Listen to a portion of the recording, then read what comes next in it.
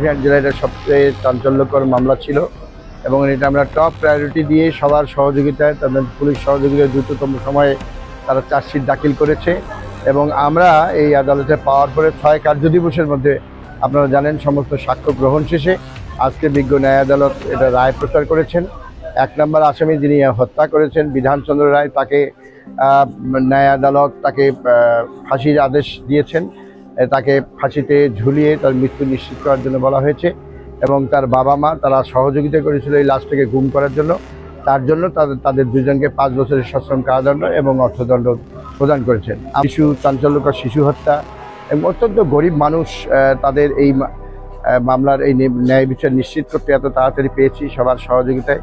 এই জন্য আমরা সন্তুষ্ট, আমরা ন্যায় বিচার পেয়েছি। লালমনিরহাট জেলায় এত স্বল্পতম সময়ে কোনো মামলা, এরকম একটা চাঞ্চল্যকর মামলার রায় প্রদান করা কখনোই সম্ভব হয় নাই।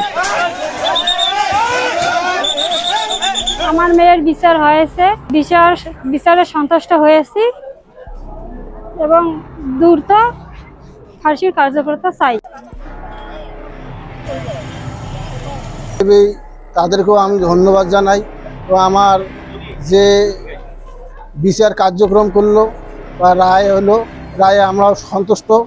আমরা দ্রুত এই কার্যকর দেখতে পাই বা দেখতেই পাই।